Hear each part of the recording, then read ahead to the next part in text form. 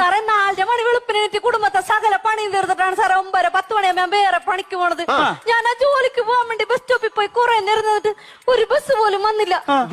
എന്ത് ചെയ്യുമെന്നും പറഞ്ഞ് സങ്കടപ്പെട്ട് ഇങ്ങനെ നിക്കണ സമയത്ത് ഒരുത്തൻ ബൈക്കും കൊണ്ടുവന്ന് എന്റെ അടുത്ത് നിർത്തിയിട്ടൊരു ചോദ്യം, മഞ്ഞണ്ടാ കേറിക്കോ.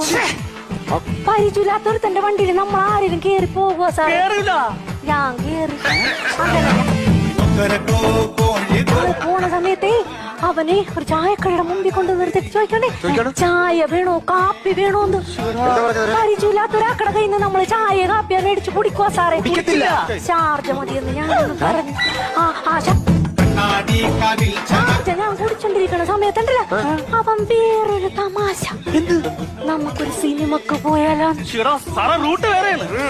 പരിചയമില്ലാത്തവരുടെ കൂടെ നമ്മൾ ആരെങ്കിലും സിനിമക്ക് പോകുക സാറേ? ഞാൻ പോയി.